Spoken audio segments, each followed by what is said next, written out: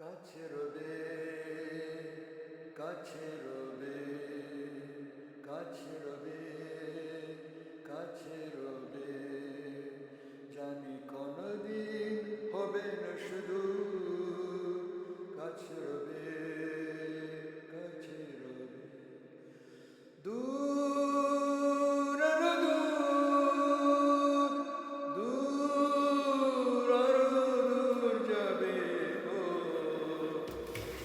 সেই কোন হবে না শুধু কাছে রবে, কাছে রবে, কাছে রবে, কাছে রবে।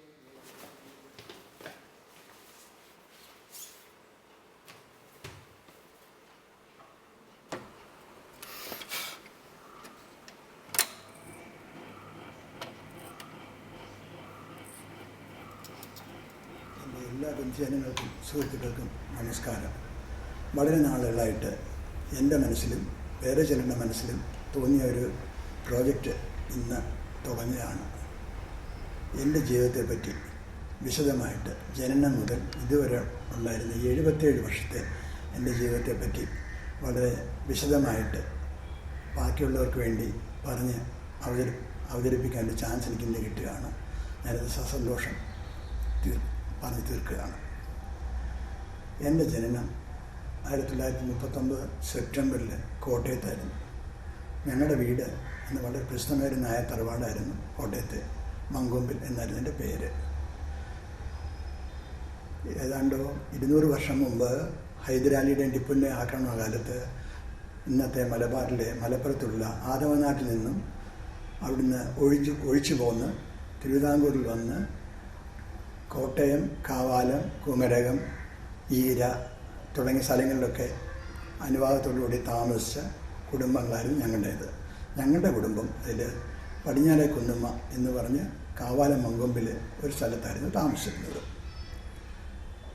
2-3 തലമുറ കഴിഞ്ഞപ്പോൾ കുട്ടികളുടെ വിദ്യാഭ്യാസത്തിനും മറ്റുമായിട്ട് 1890 അടുപ്പിച്ചൊക്കെ കോട്ടയത്ത് താമസം തുടങ്ങി.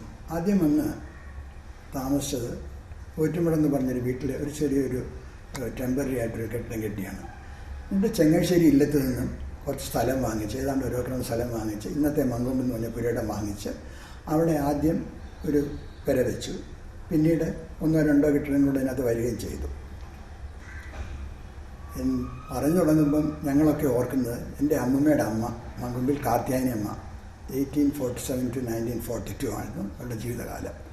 അവരും അവരുടെ 5 മക്കളും, ഏറ്റവും മൂത്തത് മഠത്തിൽ കൃഷ്ണപിള്ള, അദ്ദേഹത്തിൻ്റെ അനിയത്തി ദേവകിയമ്മ, അതിൻ്റെ അനിയത്തി എൻ്റെ അമ്മൂമ്മ ജാനകിയമ്മ, അതിൻ്റെ താഴെ മങ്കൊമ്പിൽ രാഘവൻ പിള്ള എന്ന അമ്മയുടെ ഒരു അമ്മാവൻ, അതിൻ്റെ താഴെ ഏറ്റവും താഴെയായിട്ട് കൊച്ചമ്മ എന്ന ഞങ്ങളുടെ കുടുംബത്തിൽ അറിയപ്പെട്ടിരുന്ന എൻ്റെ അമ്മയുടെ കൊച്ചമ്മ. അങ്ങനെ 5 പേരും, ആ 5 തായ്വരുമാണ് മങ്കൊമ്പിൽ കുടുംബം എന്നറിയപ്പെടുന്നത്. സ്ഥിരതാമസം ഞങ്ങൾ കോട്ടയത്തായിരുന്നു. പക്ഷേ പിൽക്കാലങ്ങളിൽ ഏറ്റുമാനൂർ, പാല, പൂഞ്ഞാർ തുടങ്ങിയ സ്ഥലങ്ങളിലോട്ടൊക്കെ, തിരുവനന്തപുരം, എല്ലാ സ്ഥലങ്ങളിലോട്ടും മാറി താമസിക്കാനുണ്ടായിട്ടുണ്ട്. അവരുടെ സന്തതി പരമ്പരകളാണ് ഇന്നത്തെ മങ്കൊമ്പിൽ കുടുംബത്തിലെ ആൾക്കാർ.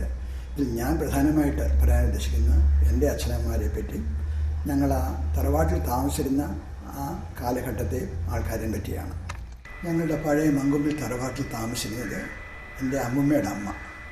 അവർക്ക് 5 മക്കളാണെന്ന് പറഞ്ഞത്. അതിൽ ഏറ്റവും മൂത്തയാൾ വളരെ ചെറുപ്പത്തിൽ തന്നെ പ്രാഥമിക വിദ്യാഭ്യാസം കഴിഞ്ഞ് ഇവിടുത്തെ ഏതോ കോടതിയിൽ ചെറിയൊരു ജോലി കിട്ടിയിരുന്നു. ആ അമ്മാവനാണ് ഞങ്ങളുടെ എല്ലാ ഐശ്വര്യങ്ങൾക്കും നിദാനം. അദ്ദേഹം അനിയനെ 10ാം ക്ലാസ് വരെ പഠിപ്പിച്ച് അദ്ദേഹം SDV സ്കൂളിലെ റൈറ്റർ സാറായിരുന്നു. 68 വയസ്സ് വരെ അവിടെ തുടരാനായിട്ട് അതിൻ്റെ ഭാരവാഹികൾ നിർബന്ധിച്ച ആളായിരുന്നു. നേരെ രണ്ടാമത്തെ ആൾ മങ്കൊമ്പിൽ ദേവകിയമ്മ എന്ന് പറഞ്ഞത് എൻ്റെ അമ്മയുടെ വല്യമ്മ. അവർക്ക് നാണുകുട്ടൻ നായർ എന്ന് പറഞ്ഞ ഒരു വക്കീൽ മകനും അവരുടെ അനിയത്തിയായിട്ട് അമ്മക്കുട്ടിയമ്മയും, ഇവരൊക്കെ ഈ വീട്ടിൽ തന്നെ താമസിച്ചിരുന്നു. മൂന്നാമത്തേതാണ് എൻ്റെ അമ്മമ്മ ജാനകിയമ്മ. അവർക്ക് 8-9 മക്കളുണ്ട്. ഏറ്റവും മൂത്തത് മദ്രാസിൽ പോയി ഡോക്ടർ രാമകൃഷ്ണപിള്ള, ഇപ്പം സ്റ്റാച്യു ജീവിച്ചിരുന്നു, 78 മരിച്ചുപോയി. അദ്ദേഹത്തിൻ്റെ താഴെ അമ്മയുടെ ചേച്ചി ഭവാനിയമ്മ, അവരുടെ 3 കുട്ടികൾ, രഘുചേട്ടൻ, ചന്തു, അംബിക. അതിൻ്റെ താഴെ ഞങ്ങൾ പാലായിലെ വല്യമ്മച്ചി എന്ന് പറഞ്ഞു, ഒരു ആലങ്ങാട് ശങ്കരൻ നായർ വക്കീലിൻ്റെ ഭാര്യയായിരുന്നു. അവർക്ക് 6 മക്കൾ. ഏറ്റവും മൂത്ത പുരു, അദ്ദേഹമാണ് ഞങ്ങളുടെ തലമുറയിലെ ആദ്യത്തെ ആൾ. 1924 പുരുഷന് ജനിച്ചു, 1100. അതിൻ്റെ താഴെ എയർഫോഴ്സിലെ ഗ്രൂപ്പ് ക്യാപ്റ്റൻ ഒക്കെ ആയിരുന്ന ST നായർ ബാബുചേട്ടൻ, പിന്നെ സരസ്വതി ചേച്ചി, വിജയലക്ഷ്മി, ശങ്കര കോളേജിൽ നിന്ന് റിട്ടയർ ചെയ്ത പ്രൊഫസർ പത്മനാഭൻ, ഇംഗ്ലീഷ് പ്രൊഫസർ, അത് വല്യമ്മയാണ്. പക്ഷെ അവരൊക്കെ സ്ഥിരമായിട്ട് അവരുടെ അച്ഛൻ പ്രാക്ടീസ് ചെയ്യുന്ന പാലായിലെ വീട്ടായിരുന്നു. സത്യത്തിൽ അത് എൻ്റെ അപ്പൂപ്പൻ്റെ വീടും, അപ്പൂപ്പനും വക്കീലായിരുന്നു. അത് ഈ സണ്ണിലോയെ ഏൽപ്പിച്ചിട്ട് അദ്ദേഹം കോട്ടയത്ത് വന്ന് താമസിക്കുകയാണ് ചെയ്തത്. അതിനടുത്ത് എൻ്റെ അമ്മയായിരുന്നു. അമ്മ കല്യാണം കഴിച്ചത് ഒരു വക്കീലിനെയാണ്. അച്ഛൻ്റെ വീട് ചേർത്തല മാരാരിക്കുളം എന്ന സ്ഥലത്താണ്. ആ നാട്ടിലെ ഒരുപക്ഷെ ആദ്യത്തെ BA കാരനോ BL കാരനോ ഒക്കെ എൻ്റെ അച്ഛനായിരിക്കാം. SDV സ്കൂളിൽ നിന്ന് മെട്രിക്കുലേഷനും 1ാം ലോകമയത്തിന് മുമ്പ് തന്നെ ഇൻ്റർമീഡിയറ്റും, അത് കഴിഞ്ഞ് യൂണിവേഴ്സിറ്റി കോളേജിൽ BAയും ഹിസ്റ്ററിയും, അത് കഴിഞ്ഞ് BLലും പാസ്സായ വക്കീലായിരുന്നു എൻ്റെ അച്ഛൻ. പ്രാക്ടീസ് തുടങ്ങിയ അച്ഛൻ കുറച്ച് നാൾ ആലപ്പുഴ ഉണ്ടായിരുന്നു, പിന്നീട് സ്ഥിരം കോട്ടയത്ത് തന്നെയായിരുന്നു. ഞങ്ങൾ 9 കുട്ടികളായിരുന്നു. ഏറ്റവും മൂത്ത ബ്രദർ BSc ഒക്കെ പഠിച്ചു കഴിഞ്ഞിട്ട് സന്യാസത്തിന് പോയി. പിൽക്കാലത്ത് പ്രസിദ്ധനായ സ്വാമി അമർത്യാനന്ദാന്ന് പറഞ്ഞു. അതിൻ്റെ താഴെയുള്ള ചേച്ചി ഇംഗ്ലീഷ് പ്രൊഫസറായിരുന്നു, Shanthakumari. Thiruvananthapuram women's college, university college, Maharaja's college, Pattambi, കോഴിക്കോടൊക്കെ ജോലിയായിട്ട് റിട്ടയർ ചെയ്തപ്പോൾ തിരുവനന്തപുരത്ത് താമസം. ചേച്ചിയും ഭർത്താവും മാത്രം. 3 കുട്ടികളും ബോംബെയിലും അമേരിക്കയിലും ആലപ്പുഴ അങ്ങനെ അങ്ങോട്ട് താമസിക്കുന്നു. അടുത്ത സിസ്റ്റർ കാനഡയിൽ, ചേച്ചി ഇംഗ്ലീഷ് ലെക്ചറായിരുന്നു. അവിടെ ഇപ്പോൾ ഒരു ഫ്രഞ്ച് കനേഡിയനെ കല്യാണം കഴിച്ച് അവിടെ സെറ്റിൽ ഡൗൺ ചെയ്തു 55 വർഷമായിട്ട്. അടുത്ത ബ്രദറ് കോഴിക്കോടും തിരുവനന്തപുരത്തും മെഡിക്കൽ കോളേജിൽ ജോലിയിരുന്നു. പിന്നെ റിസൈൻ ചെയ്ത് ചേട്ടൻ ഇംഗ്ലണ്ടിലും ഓസ്ട്രേലിയയിലൊക്കെ പോയി അവസാനം ന്യൂസിലൻഡിൽ സെറ്റിൽ ഡൗൺ ചെയ്തു. 1997 ചേട്ടൻ മരിച്ചുപോയി. എൻ്റെ താഴെയുള്ള ബ്രദർ രാധാകൃഷ്ണൻ 60 ട്രിവാൻഡ്രത്തു നിന്ന് എഞ്ചിനീയറിങ്ങും പോസ്റ്റ് ഗ്രാജുവേഷൻ കഴിഞ്ഞ് ഓർഡിനൻസ് ഫാക്ടറി സർവീസിൽ ജോലി ചെയ്ത് അവിടുത്തെ ജനറൽ മാനേജറൊക്കെ ആയിരുന്നു. റിട്ടയർ ചെയ്ത് തിരുവനന്തപുരത്ത് വന്ന് 2003 ജൂലൈ ചേട്ടനും മരിച്ചു. എനിക്ക് 2 അനിയത്തിമാരുണ്ട്. ഡോക്ടർ ശ്രീദേവി ട്രിവാൻഡ്രം ട്രെയിനിങ് കോളേജിലെ പ്രിൻസിപ്പലായിട്ട് അവൾ റിട്ടയർ ചെയ്ത് വെള്ളാമ്പള്ളി താമസം. ഹസ്ബൻഡുണ്ട്, കൃഷ്ണൻകുട്ടി നായർ, റിട്ടയർഡ് എഞ്ചിനീയർ. മകൾ ഡോക്ടർ ഗായത്രി പെൻസിൽവേനിയയിലാണ്. മകൻ നാരായൺ അപ്പു, അവൻ ഹ്യൂസ്റ്റണിലാണ്.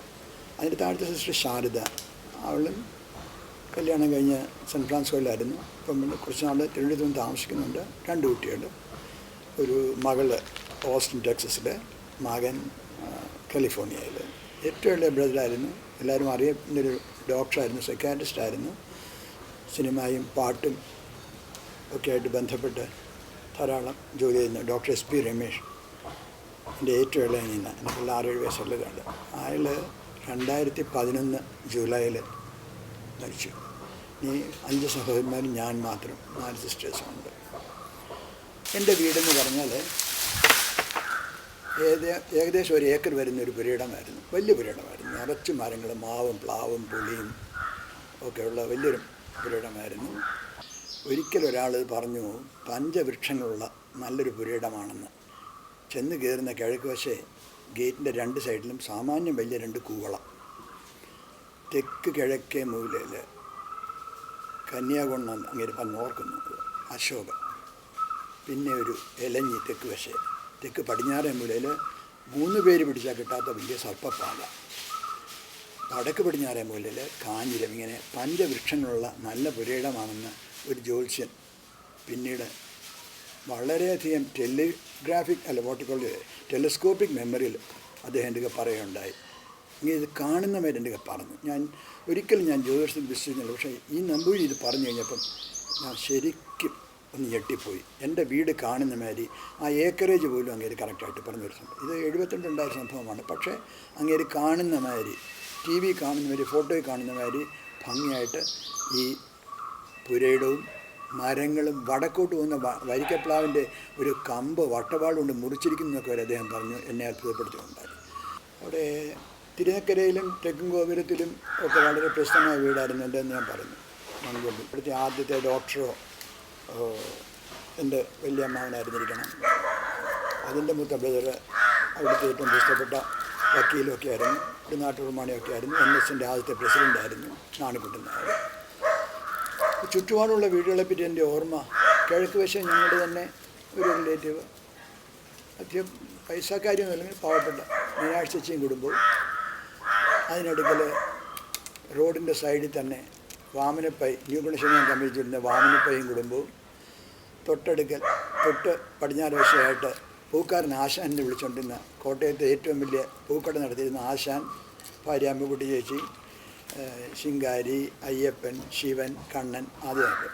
അതിനടുത്തത് മരാമത്ത് ഓഫീസിൽ നിന്ന് വിളിച്ചിരുന്നു, DSP ഓഫീസായിട്ടും ഒക്കെ ഉപയോഗിച്ചിരുന്നു. ഞങ്ങളുടെ തന്നെ അമ്മാവൻ്റെ ഒരു കെട്ടിടമായിരുന്നു. തൊട്ട് പടിഞ്ഞാറ് വശമുള്ളത് പ്രശാന്ത വിലാസം, കുട്ടിച്ചേച്ചിയും പരമേശ്വര ചേട്ടനും ശങ്കരച്ചേട്ടനും ഒക്കെ ഉള്ളത്. അതിൻ്റെ താഴെ അതിനടുത്ത വീട്ടിൽ എൻ്റെ ചെറുപ്പത്തിൽ ശർമാസ്വാമി എന്ന് പറഞ്ഞൊരു സ്വാമിയും കുടുംബവുമായിരുന്നു വാടകയ്ക്ക് താമസിക്കുന്നത്. അദ്ദേഹത്തിൻ്റെ ഒരു മകൾ എൻ്റെ കൂടെ പഠിച്ചിട്ടുണ്ട്, ലക്ഷ്മി, ഇപ്പം മദ്രാസിലുണ്ട്. ലക്ഷ്മിയുടെ ഒരു ചേട്ടൻ നാരായണയുടെ എൻ്റെ തന്നെ വല്യമ്മയുടെ മകൾ അമ്പീച്ചിയുടെ കൂടെ പഠിച്ചതായിരുന്നു. വളരെ സ്നേഹമായിട്ട് കഴിഞ്ഞിട്ടുണ്ട്.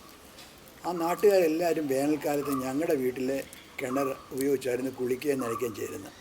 വറ്റാത്ത ഏക കിണർ ആ ഒരു 150 വീടുകൾക്ക് വേണ്ടി ഞങ്ങളുടേത് മാത്രമായിരുന്നു. അമ്മൂമ്മയുടെ അമ്മ എപ്പോഴും വളരെ അഭിമാനമുള്ളായിരുന്നു. ഞാനാണ് സ്ഥാനം കാണിച്ചു കൊടുത്തതെന്ന് പറയുമായിരുന്നു. പക്ഷേ ഞങ്ങൾക്ക് ചെറുപ്പക്കാരെ ആമ്പിള്ളേർക്കൊരു ബുദ്ധിമുട്ടുണ്ടായിരുന്നു. ജാതി താഴ്ന്നവരെ കിണറെ തൊട്ടുവിടാന്ന് പറഞ്ഞ് ഞങ്ങൾ തന്നെ കോരി കൊടുക്കണം, രാവിലെ മുതൽ വൈകുന്നവരെ. ഇത് കുറച്ച് ബുദ്ധിമുട്ടായിരുന്നു. എന്നാലും പിന്നെ കുടിക്കാനുള്ള വെള്ളമാണല്ലോ, അത് പുണ്യം കിട്ടുന്ന അമ്മൂമ്മ പറഞ്ഞത് ചെയ്തു കൊടുക്കണമായിരുന്നു. അടുത്ത തെക്ക് വശത്തെ വീട്ടിൽ ഒരു വളരെ നല്ല ഒരു ക്രിസ്ത്യൻ കുടുംബമായിരുന്നു. അതിലെ ഒരു കുട്ടി എൻ്റെ ഒരു ചേട്ടനോട് പഠിച്ചിരുന്നത് സൂസൻ്റെ വിളിച്ചത് അവർ ഫോറസ്റ്റ് കോട്ടേജ് ആയിരുന്നു ആ വീട്ടിൽ പേര്. അതിൻ്റെ പടിഞ്ഞാറെ വീട്ടിൽ കുന്നുമ്പർ എന്ന് പറഞ്ഞ ചേട്ടൻ്റെ വലിയ കൂട്ടുകാരൻ രഘു, LIC റിട്ടയർ ചെയ്ത് ഇപ്പോൾ അദ്ദേഹം വൈക്കത്തങ്ങാണ്ട് താമസിക്കുന്നുണ്ട്. രഘുവിൻ്റെ അമ്മ, രഘുവിൻ്റെ അനിയത്തി ശാരദ ചേച്ചി, രഘുവിൻ്റെ ചിറ്റമ്മമാർ, ഇവരൊക്കെ ഞങ്ങളുടെ ബന്ധുക്കളും പരിചയക്കാരുമാണ്. അതിനടുത്ത വീട് ഗൗരി മന്ദിരം, ഗൗരി ചേച്ചിയുടെ വീട്. അവിടുത്തെ ചന്ദ്രനും ഈ രഘുവും സിനിമ അരവിന്ദനും അവർ ക്ലാസ്മേറ്റ്സ് ആയിരുന്നു എന്ന് പറഞ്ഞപ്പം അരവിന്ദൻ്റെ അമ്മയും ഞങ്ങളൊക്കെ ബന്ധുക്കളാണ്. ഞങ്ങളുടെ ഒരു കാരണവരുടെ മകളാണ് അരവിന്ദൻ്റെ അമ്മ. പ്രായം കൊണ്ട് എൻ്റെ ചേട്ടൻ തന്നെ പ്രായമായിരുന്നു, ഒരു ക്ലാസ് മുകളിലായിരുന്നു, 6 മാസം മൂത്തതായുണ്ട്. പക്ഷേ ഇണപിരിയാത്ത ശ്രീകൃഷ്ണാർജുനന്മാരെ അവരെ പറഞ്ഞിരുന്നത്, ഗോപി അവിടെ ഉണ്ട്, അവിടെ അരവിന്ദൻ കാണും, അരവിന്ദൻ ഉണ്ട്, അവിടെ ഗോപി കാണും. സ്കൂളിലും കോളേജിലും പഠിത്തവും വരയും കാർട്ടൂണും ഇതിലൊക്കെ അവർക്ക് വളരെ ഇൻട്രസ്റ്റ് ഉണ്ടായിരുന്നു. വളരെ ഭംഗിയായിട്ട് വരയ്ക്കുകയും പാട്ട് കേൾക്കുകയും പാട്ട് ആസ്വദിക്കുകയും പാടാനും നല്ല കഴിവുണ്ടായിരുന്നു. അരവിന്ദൻ അത്ര പാടുകയല്ലായിരുന്നു, പക്ഷേ എൻ്റെ ചേട്ടൻ ഗോപി വളരെ ഭംഗിയായിട്ട് പാടുമായിരുന്നു. അഡ്വക്കേറ്റ് MN ഗോവിന്ദൻ്റെ മക്കളായിരുന്നു അരവിന്ദന്, അദ്ദേഹത്തിൻ്റെ അനിയൻ ഗോപൻ, അതിൻ്റെ അനിയത്തി ഇന്ദിര എൻ്റെ അനിയത്തി ശ്രീദേവിയുടെ പഠിച്ചാണ്. പിന്നെ വളരെ വർഷങ്ങൾക്ക് ശേഷം ഞങ്ങൾ മോനി എന്ന് പറയുന്ന മോഹൻ, അങ്ങനെ ഒരു കുട്ടിയൊക്കെ ഉണ്ടായി. അടുത്ത വീട് മേജർ മത്തായി എന്ന് പറഞ്ഞ ഒരു ധനികൻ്റെതായിരുന്നു. അന്നത്തെ കാലത്ത് സൺബീം ടാൽബർട്ട്, സിംഗർ എന്നൊക്കെ പറഞ്ഞ് കാറുണ്ടായിരുന്നു. ആ പ്രത്യേക വ്യക്തി അദ്ദേഹമായിരുന്നു. അദ്ദേഹത്തിന് വേണ്ടി ആക്ച്വലി ഞങ്ങളുടെ കൊച്ചു തൊണ്ടെന്ന് പറയില്ല, മുടുക്കെന്ന് പറഞ്ഞത്, അത് വലുതാക്കി കാറ് കൊണ്ടുപോകാനായിട്ട് അങ്ങനെ തന്നെ എല്ലാ വീട്ടുകാർക്കും മതിൽ കെട്ടിക്കൊടുക്കുകയൊക്കെ ചെയ്തു. അതിൻ്റെ അടുത്ത പുരയിടം കോട്ടയത്തെ AB ജോർജ് വാങ്ങിച്ചിരുന്നു. പിൽക്കാലത്ത് അദ്ദേഹം അവിടെ വീടൊക്കെ വെച്ചെങ്കിലും ആദ്യം അത് വാങ്ങിച്ചിട്ടതേ ഉള്ളൂ. അതിനടുത്ത വീട് പ്രസിദ്ധപ്പെട്ട സാഹിത്യകാരനായ കാരൂർ നിരൽപിള്ളസാറിൻ്റെ ആയിരുന്നു. അദ്ദേഹത്തിൻ്റെ ഭാര്യ എൻ്റെ അമ്മയുടെ ഒരു റിലേറ്റീവാണ്, കസിനാണ്. ഞങ്ങളുടെ ഒരു കാരണവരുടെ മകളാണ് ഭവാനി ചേച്ചി. ആ മൂത്ത മകൾ B സരസ്വതി എന്ന അമ്മിണി ചേച്ചി ടീച്ചറായിരുന്നു. കാനഡയിലുള്ള എൻ്റെ സിസ്റ്റർ സാവിത്രിയുടെ ഏറ്റവും വലിയ കൂട്ടുകാരിയായിരുന്നു. അവർ 1st മുതൽ 6th വരെ ഒന്നിച്ച് പഠിക്കും. ആ കൂട്ടുകാരി ഇന്നും തുടരുന്നുണ്ട്. കാരൂസാറിൻ്റെ ഇളയ മകൾ ലീല ചേച്ചി കഴിഞ്ഞ വർഷം മരിച്ചുപോയി. എൻ്റെ 2 കൊല്ലം സീനിയറായിരുന്നു. അപ്പം കാരൂസാറിനെ പറ്റിയും സാറിൻ്റെ ഭാര്യയും ഈ 2 കുട്ടികൾ, ഭാര്യയുടെ അനിയത്തി ഭാർഗവമ്മ സാർ എന്നെ 1ാം ക്ലാസ്സിലും 3ാം ക്ലാസ്സിലും എൻ്റെ ക്ലാസ് ടീച്ചറായിരുന്നു.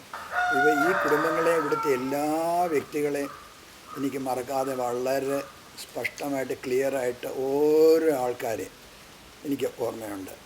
കാരൂസാറിൻ്റെ തൊട്ട് പടിഞ്ഞാറേ വീട് ഞങ്ങളുടെ തന്നെ വലിയ കാരണവരുടെ 2 പെൺമക്കൾ താമസിച്ചതാണ്, ഭാനമ്മ ചേച്ചിയും സരസമ്മ ചേച്ചിയും. അവരുടെയൊക്കെ മക്കൾ ഞങ്ങളിവിടെ പഠിച്ചതും ഒക്കെയാണ്. ഭാനമ്മച്ചേട്ടൻ്റെ മൂത്ത മകൻ ഉണ്ണിച്ചേട്ടൻ 2009 ചേട്ടൻ മരിച്ചുപോയി. ചേട്ടൻ അനിയൻ എന്ന് വിളിച്ചിരുന്ന രാമേന്ദ്രൻ എൻ്റെ ക്ലാസ്മേറ്റായിരുന്നു. അനിയത്തി പുഷ്കല എൻ്റെ അനിയത്തി ശ്രീദേവിയുടെ ക്ലാസ്മേറ്റായിരുന്നു. ശങ്കരൻകുട്ടി എന്ന് വിളിച്ചിരുന്ന അതിൻ്റെ അനിയൻ എൻ്റെ അനിയൻ രമേശിൻ്റെ ക്ലാസ്മേറ്റായിരുന്നു. പിന്നെ ഇളയവൻ ഓമന. അങ്ങനെ ആ കുടുംബവും. അവരുടെ അമ്മാവിൻ്റെ അടുത്ത മകളെ സരസ്വതി അമ്മ, സരസ്വതി ചേച്ചി ഞങ്ങൾ വിളിക്കുന്ന ഭർത്താവ് ഒരു ടീച്ചറായിരുന്നു ഞങ്ങളുടെ തന്നെ സ്കൂളിൽ.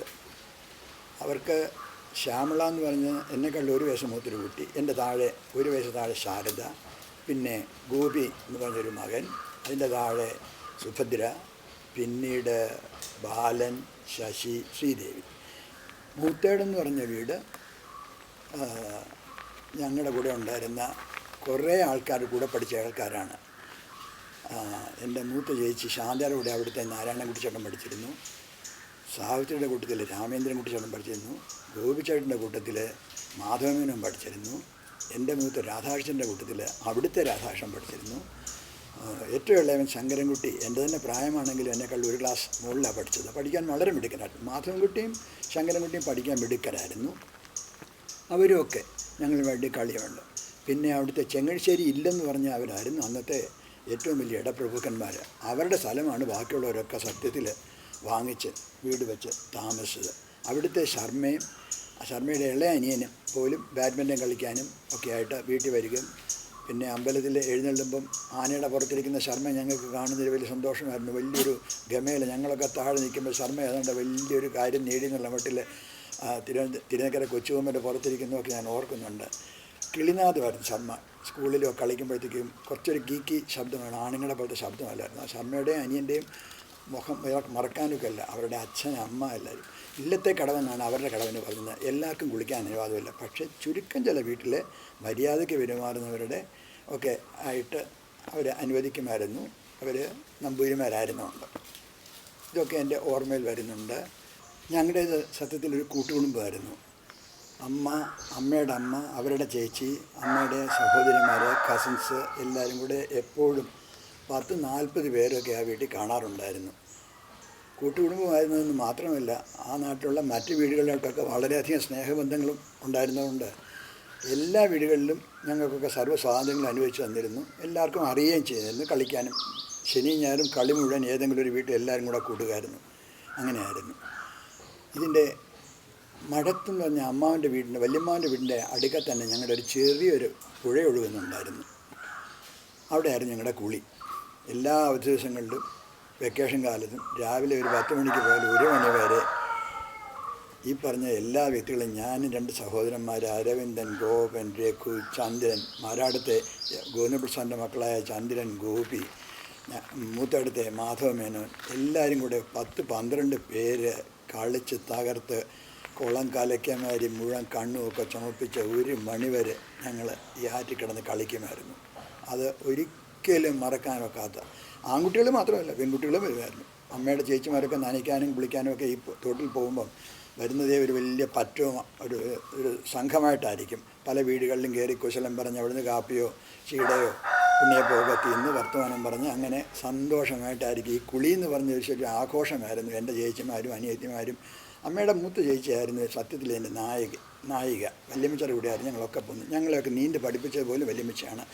വലിയ മുണ്ടോ വലിയ ഇട്ട് തന്നത് പിടിച്ച് കൈകാലിതെല്ലാം പറഞ്ഞിട്ട് അങ്ങനെ നീന്തി പഠിപ്പിച്ചാണ്. ചെറിയ തോടായതുകൊണ്ട് ഓടി വന്ന് ചാടി കുറച്ച് പതച്ച് കഴിഞ്ഞാൽ അക്കരെ നിലയോടത്ത് പോയി നിൽക്കുമായിരുന്നു. നമ്മുടെ ആ തോട്ടിലത്തെ കുളി ഒരിക്കലും മറക്കാനൊക്കെയില്ല. ഞങ്ങൾ വളരെയധികം ആസ്വദിച്ചിട്ടുണ്ട്. അതിനടുക്ക താമസിച്ചിരുന്നത് ഞങ്ങളുടെ കുടുംബത്തിലെ എല്ലാത്തിനും വന്നു വരുന്നത് കൊച്ചുകുട്ടി ഭർത്താവ് ശാന്തം ഒക്കെ ഞാൻ ഇന്ന് വളരെ സ്നേഹപൂർവ്വം ഓർക്കുന്നുണ്ട്. കൊച്ചുകുട്ടി ഞങ്ങളുടെ വീട്ടിൽ നിന്ന് ആരെങ്കിലും അവിടെ കടവിൽ ചെന്ന് ഒച്ച വെച്ച് കുളിച്ച് കഴിഞ്ഞാൽ ആ ഓരോ ഒച്ചയും അവരെ തിരിച്ചറിഞ്ഞ് ആ ആളുടെ പേര് ചോദിക്കുന്നു. അത് മങ്കൊമ്പലയല്ലേ, അത് കൊളശ്ശേരിയല്ലേ, ഇങ്ങനെ എടുത്തെടുത്ത് ചോദിക്കുമായിരുന്നു. അവർക്ക് കണ്ണ് കാണാൻ മേലാത്ത കാലത്ത് പോലും. പിന്നെ ഏറ്റവും വലിയൊരു ഓർമ്മ വരുന്നത് വീട്ടിൻ്റെ പടിഞ്ഞാറ് വശത്ത് യൂണിയൻ ക്ലബിൻ്റെ അടുക്കലായിട്ട് ഒരു സിനിമാ തിയേറ്റർ, അന്നത്തെ കാലത്തെ കൊട്ടക വിജയ തിയേറ്റർ എന്നാല് പറഞ്ഞിരുന്നത്. അവിടെ തമിഴ് സിനിമകളെ വന്നിട്ടുള്ളൂ എൻ്റെ ഓർമ്മയിൽ. വൈകുന്നേരം ഒരു 5:30 മണിയാകുമ്പോഴത്തേക്കും കോളാമ്പി വെച്ച് കിഴക്കോട്ട് 3-4 കോളാമ്പി വെച്ച് അതിൽ കൂടെ പാട്ട് വരും.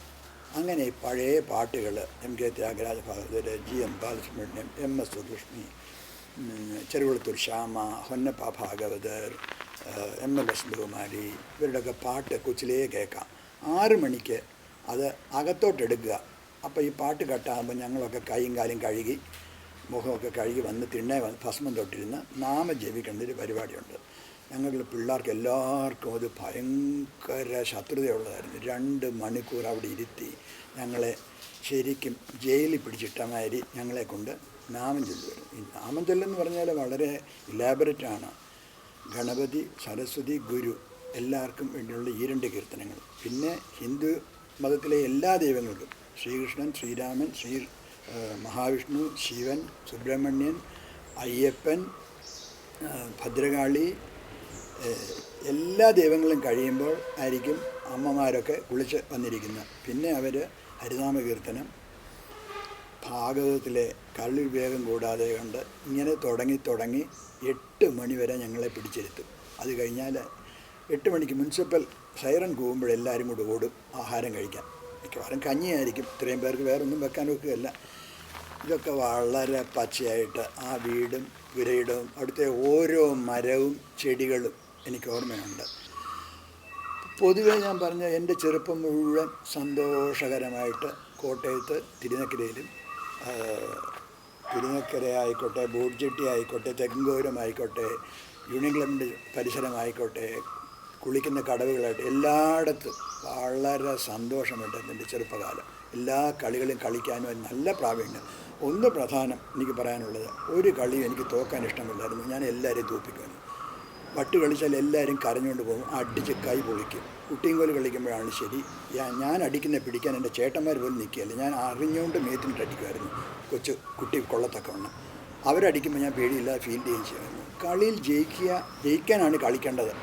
നന്നായിട്ട് കളിച്ച ഏത് കളി, ഒരുപക്ഷെ ഞാൻ ചെസ്സ് മാത്രമാണ് അധികം അങ്ങനെ മുമ്പോട്ട് പോകാമെന്ന് വെച്ചാൽ വളരെയധികം ആലോചിച്ച് കളിക്കേണ്ടത്. ശാരീരികമായിട്ടുള്ള എല്ലാ കളികളിലും എന്നെ തോൽപ്പിക്കുക കുറച്ച് ബുദ്ധിമുട്ടായിരുന്നു. ക്യാരംസ് ആയിക്കോട്ടെ, ചീട്ടായിക്കോട്ടെ, ചെസ്സിൽ മാത്രം ഞാൻ സാമാന്യം കളിക്കുമായിരുന്നു. പക്ഷേ ടൂർണമെൻറ്റ് ലെവലിലോട്ട് ഞാൻ അങ്ങോട്ട് പോയില്ല. വളരെയധികം അത് പഠിക്കേണ്ടിയിരുന്നതുകൊണ്ട്. സ്കൂളിൽ കൊണ്ട് ചേർത്തത് അച്ഛനാണെന്ന് ഞാൻ ഓർക്കുന്നില്ല. അതുകൊണ്ട് തകരാറ് പറ്റി. എൻ്റെ ഡേറ്റ് ഓഫ് ബർത്ത് 11/9/39 എന്നുള്ളത് 11/9/1940 ആക്കി. ഒരു വർഷം ലാഭിച്ച് കിട്ടി. ഞാൻ 1-ാം ക്ലാസ്സിൽ പഠിച്ചത് കച്ചേരിക്കടവിനടുത്ത് ഗവൺമെൻറ് ഈസ്റ്റേൺ UP എന്ന് പറയുന്ന ഒരു പെൺപള്ളി ഗവൺമെൻറ് 8-ാം ക്ലാസ് വരെ അവിടെ പഠിപ്പിക്കും. ആൺകുട്ടികൾക്ക് 5-ാം ക്ലാസ് വരെ പഠിക്കാം. ഞാനാണ് അവിടെ ആദ്യം പോയി തുടങ്ങിയത്. എൻ്റെ മൂത്തവരൊക്കെ ഇന്നത്തെ പ്രൈവറ്റ് ബസ് സ്റ്റാൻഡായിട്ടിരിക്കുന്ന അവിടെ ഉണ്ടായിരുന്നു സർക്കാർ സ്കൂളിൽ ആണ് മൂത്ത ആൾക്കാരൊക്കെ പഠിച്ചത്. ഞാനും എൻ്റെ ഇളയ 3 പേരുമാണ് ഈ കച്ചേരിക്കടവിലെ പെൺപള്ളിക്കൂടത്തിൽ 5-ാം ക്ലാസ് വരെ പഠിച്ചത്. 5-ാം ക്ലാസ് വരെ അവിടെ പഠിച്ചിട്ട് പിന്നീട് വീടിന് തന്നെ അടുക്കളുള്ള നായർ സമാജം എന്ന് പറഞ്ഞ ഹൈസ്കൂളിൽ എല്ലാവരും അവിടുന്ന് പാസ്സായി. ഞാൻ വരെ അവിടുന്ന് മെട്രിക്കുലേഷൻ പാസ്സായി. എൻ്റെ ഏറ്റവും മൂത്ത ബ്രദർ മാധവൻകുട്ടിച്ചേട്ടൻ, സന്യാസിയായ അമർത്യാനന്ദ, പ്രൊഫസർ ശാന്തകുമാരി, സാവിത്രിക്കുട്ടി, ഡോക്ടർ ഗോപി, എഞ്ചിനീയർ രാധാകൃഷ്ണൻ, ഞാൻ ഇത്രയും പേര് അവിടുന്ന് SLC പാസ്സായി ഞങ്ങളിൽ. എൻ്റെ പഠിത്തം വളരെ സന്തോഷകരമായിരുന്നു. രാവിലെ 9 മണിയാകുമ്പോൾ റോഡിലിറങ്ങി നിൽക്കുമ്പോൾ ക്ലാസ് ടീച്ചർ ഭാർഗവ സാർ, ഞങ്ങളുടെ കുടുംബത്തിൽ ഒരേ പാക്കൻ ചേച്ചി എന്ന് വിളിച്ചിരുന്നു. അവർ വന്ന് അരവിന്ദൻ്റെ അനിയൻ ഗോപൻ, ഞങ്ങളൊരു 3-4 പേരായിട്ട് ടീച്ചറിൻ്റെ കൂടെ മര്യാദരാമന്മാരായിട്ട് സ്കൂളിൽ ചെല്ലുക. തിരിച്ചു വരുമ്പോഴും അങ്ങനെ തന്നെ ആയിരുന്നിരിക്കും. സ്കൂളിലെ എല്ലാത്തിനും എനിക്കൊരു പ്രത്യേക പരിഗണന കിട്ടിയിരുന്നു. എന്ത് ചോദിച്ചാലും അത് മുഴുവൻ കാണാതെ ചൊല്ലും, പാട്ട് പാടും. ഒരിക്കൽ പോലും ഒരു ചോദ്യത്തിന് ഉത്തരം പറയാതിരിക്കാറില്ല. ഞങ്ങളെല്ലാവരും പഠിക്കാൻ വളരെ മിടുക്കരായിരുന്നു. അതിൽ ഏറ്റവും മുതൽ മാധവൻകുട്ടിച്ചേട്ടൻ ഒഴികെ ബാക്കി എല്ലാവരും സ്കൂളിൽ ഫസ്റ്റായിട്ടും ഡിസ്ട്രിക്റ്റിലും പാസ്സായി, സ്കോളർഷിപ്പ് പാസ് അങ്ങനെ പാസ്സായിരുന്നില്ലായിരുന്നു. അപ്പോൾ സാറുമാർക്കൊക്കെ പ്രത്യേകത ഉണ്ടായിരുന്നു. അച്ഛനെയും അമ്മയും ഒക്കെ വ്യക്തിപരമായിട്ട് അറിയാവുന്നവരും അന്നത്തെ സാറന്മാരൊന്നും മറക്കാൻ നോക്കുകയല്ല. ഈ പറഞ്ഞ ഭാർഗവമ്മ സാറ്, മൂത്തടുത്ത ജാനകിയമ്മ സാറ്, ഹെഡ് മാസ്റ്ററായ ഇട്ടി സാറ്, ഞാൻ കണ്ടിട്ടുള്ളതിലേക്ക് നല്ല ഒരു സാറായിട്ട് ഞാൻ അദ്ദേഹത്തെ പരിഗണിക്കും. എൻ്റെ ഹെഡ് മാസ്റ്ററായിരുന്നു 5-ാം ക്ലാസ് വരെ ഉള്ളതില്ല. ഇട്ടി സാറ് വലിയ ബ്രഷുള്ള മീശ, ടക്ക് ചെയ്ത ഹാഫ് സ്ലീവ്സ് അല്ല, എന്നാൽ മുട്ട് മറന്നു കിടക്കുന്ന വലിയ കൈയുള്ള ഷർട്ട്. ജിയോഗ്രഫിയാണ് പഠിപ്പിക്കുന്നത്. ഒന്നാന്തരമായിട്ട് പഠിപ്പിക്കും. 4-ാം ക്ലാസ്സിലെ 5-ാം ക്ലാസ്സിലെ കുട്ടികൾ ഇട്ടി സാറിൻ്റെ അടി വാങ്ങിക്കും. എന്തും ജിയോഗ്രഫി ചോദിച്ചിട്ട് ശരിക്കും പറഞ്ഞില്ലെങ്കിൽ സാർ അടിക്കും. ഞാനായിരുന്നു മോണിറ്റർ എല്ലാ ക്ലാസ്സിലും. ജോലി ഭൂലോകത്തിൻ്റെ ഭൂപടം, ഇന്ത്യയുടെ ഭൂപടം, തിരുവിതാംകൂറിൻ്റെ ഭൂപടം, ഇത് 3 കൊണ്ട് ബോർഡിൽ തൂക്കുക. സാറ് വന്ന് ചോദിക്കുന്നു, ഏഷ്യയിലെ നദികൾ, ഇന്ത്യയിലെ നദികൾ, കേരളത്തിലെ നദികൾ, മലകൾ, ഇതൊക്കെ ചോദിക്കും. പറഞ്ഞിട്ടില്ലെങ്കിൽ അടി കണിശമാണ്. ചൂരൽ കൊണ്ട് അടിക്കുക. ഞാൻ ഒരിക്കൽ പോലും ഉത്തരം പറയാതിരിക്കുകയോ തല്ലുകൊള്ളുകയോ ചെയ്തിട്ടില്ല. സാറിന് വലിയ ഇഷ്ടമായിരുന്നു.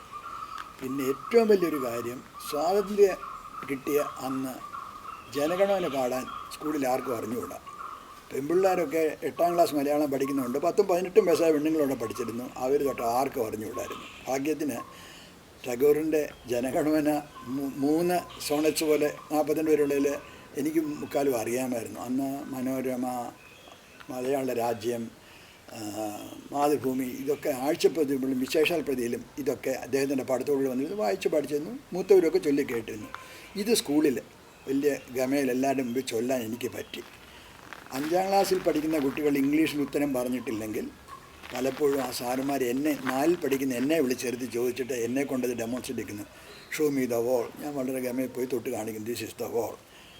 Show me your fingers. അപ്പം ദീസ് ആർ മൈ ഫിംഗേഴ്സ് വിരൽ അനക്കിക്കൊണ്ട് പറയും. ഇതൊക്കെ കാണിച്ച് മിടുക്കനായിട്ട് വന്നിരിക്കുമായിരുന്നു. അങ്ങനെ മിടുക്കനായിട്ട് തന്നെ 5ാം ക്ലാസ് പാസ്സായി. 1ാം ക്ലാസ് മുതൽ 4ാം ക്ലാസ് വരെ ഞങ്ങൾക്ക് കമ്പൈൻ മിക്സ് ക്ലാസ് ആയിരുന്നു. 1ലും 2ലും ഒക്കെ എൻ്റെ 2 സൈഡിലും 2 പെൺകുട്ടികളിരിക്കുമായിരുന്നു. 2 ക്രിസ്ത്യാനി പെൺകുട്ടികളായിരുന്നു. ഒരു ആനി, ഒരു ദീനാമി. 2. ആനി ഭയങ്കര നല്ല സുന്ദരി കുട്ടിയായിരുന്നു. ഞാൻ പിന്നീട് വളർന്നു കഴിഞ്ഞപ്പോഴത്തേക്കും ഓഡ്രി ഹെബേണിനെ കണ്ടപ്പോൾ സത്യത്തിൽ ആനിയെ ഓർത്തിരുന്നു. മാത്രവുമല്ല എഞ്ചിനീയറിംഗ് കോളേജിൽ പഠിക്കുമ്പം യാദൃശ്ചികമായിട്ട് എത്രയോ വർഷം 10-14 വർഷം കഴിഞ്ഞ് ഒരിക്കൽ ആനിയെ കോട്ടയം മാർക്കറ്റിൽ വെച്ച് കണ്ടു. ഒറ്റ നോട്ടത്തിൽ എനിക്ക് ആനിയെ മനസ്സിലായി, അവൾക്ക് എന്നെയും മനസ്സിലായി. അവളെന്നെ പ്രത്യേക തരത്തിലായിരുന്നു പറഞ്ഞത്. രാമാനിയൻ എനിക്ക് ലോലോലിക്ക, എന്തെങ്കിലും പുളിഞ്ചി, അങ്ങനെ എന്തെങ്കിലുമൊക്കെ സാധനം കൊണ്ട് തരും. സ്ലേറ്റ് തുടയ്ക്കാനുള്ള കോലുമഷി അങ്ങനത്തെ കൊണ്ട് തരുമായിരുന്നു. ആനിയെ കണ്ടപ്പോൾ ഞാൻ കൂട്ടുകാരോട് പറഞ്ഞു എൻ്റെ ഒരു ക്ലാസ്മേറ്റ് പോകുന്നു പറഞ്ഞു. അപ്പോഴത്തേക്ക് അവൾ വലിയ പെൺകുട്ടിയാണ്, 10-22 വയസ്സായ പെൺകുട്ടിയായിരുന്നു. അരുവഞ്ചനും ഗോപനും ഞങ്ങളെല്ലാം കൂടെ ബസ് സ്റ്റോപ്പിൽ നടന്ന് കോട്ടയം മാർക്കറ്റിൽ കയറിയപ്പോഴത് കണ്ടത്. ഞാൻ ഈ പെണ്ണിൻ്റെ പുറകെ പോയി. അവൾക്ക് ടിപ്പിക്കൽ ക്രിസ്ത്യാനി പെണ്ണുങ്ങൾ അവൾ പുറകിൽ ആ വാലൊക്കെ ഇട്ട് ഞൊറിയൊക്കെ ഇട്ട് ഉടുത്ത് പോകുന്നു. എന്നെ കണ്ടിട്ട് അവൾ വേഗം ഓടി ചന്തക്കകത്ത് കയറി. ഞാനും പുറകെ പോയി. അവസാനം എന്നെ വെട്ടിച്ചെങ്കിലും ഞാൻ അവളെ മീൻചന്തയിലിട്ട് പിടിച്ചു. ചോദിച്ചു കഴിഞ്ഞപ്പോൾ ഞാൻ അവളുടെ ആനിയല്ലേന്ന് ചോദിക്കുകയും പാട്ടാക്കാൻ പോലും പറയുന്നു രാമാനിയനല്ലേന്ന്.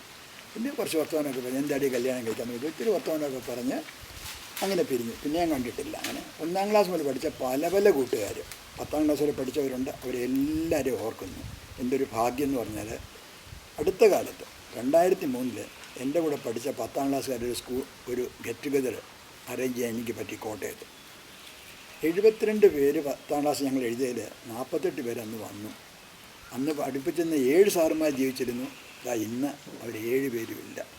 ആ 7 പേരെയും വീട്ടിൽ നിന്ന് വിളിച്ചുകൊണ്ടെന്ന് NSS കൊടുക്കാത്ത സെൻഡ് ഓഫ് പോലെ അവരെ ഞങ്ങൾ സ്വീകരിച്ച് പൊന്നാട അണിയിച്ച് 4 അടി പൊക്കമുള്ള ഓരോ വലിയ വിളക്ക് അതൊന്നും വേണ്ടുന്നത് വാങ്ങിച്ച് അത് കൊടുത്ത് തിരിച്ച് വീട്ടിൽ കൊണ്ട് വിട്ടു. അവരൊക്കെ ശരിക്കും ചിലരൊക്കെ വല്ലാതെ ഗദ്ഗദത്തിൽ കരയാൻ സങ്കടപ്പെടുത്തി. ശ്രീധരൻ നാശ് ഉണ്ടായിരുന്നു, പ്രഭാരപ്പണിക്കർ സാറുണ്ടായിരുന്നു, തിരുവിക്രമൻ സാറുണ്ടായിരുന്നു, കരുനാഗപ്പള്ളിയിൽ നിന്ന് അമ്പാട്ടെ തിരുവിക്രമൻ സാറുണ്ടായിരുന്നു, അവിടെ ദേവസ്വം ബോർഡിൽ പ്രിൻസിപ്പലായിരുന്നു, അദ്ദേഹം വന്നിരുന്നു. ഇങ്ങനെ എല്ലാവരും വന്നിരുന്നു.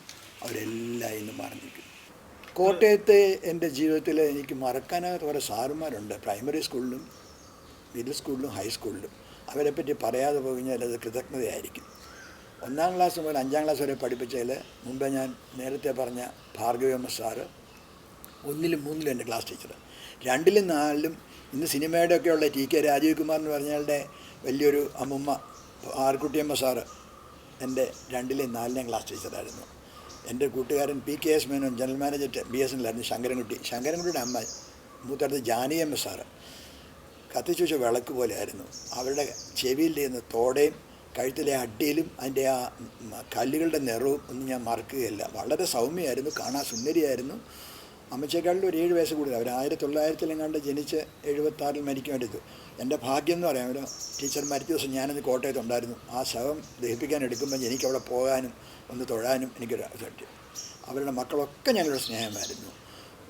പിന്നെ അന്നമ്മ സാറ് മലയാളം പഠിപ്പിച്ചിരുന്ന അന്നമ്മ സാറ്, ഇംഗ്ലീഷ് പഠിപ്പിച്ചിരുന്ന ടീനാമ്മ സാറ്, പിന്നെ നേരത്തെ ഞാൻ പറഞ്ഞ ഞങ്ങളുടെ ഹെഡ് മാസ്റ്ററായിരുന്നു ഇട്ടി സാർ.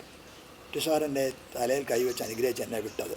അച്ഛനോട് പറയുകയും ചെയ്തു, കുറുപ്പിയേട്ടാ, അച്ഛനെ കുറുപ്പ് സാറെന്ന വക്കീൽ സാറൊക്കെ വിളിക്കുന്നത്, അച്ഛനെ കുറുപ്പിയേട്ടെന്ന് വിളിക്കുന്നത് എല്ലാവരും കോട്ടയത്ത്. കുറുപ്പിയേട്ടാ ഇവൻ നന്നായി വരും.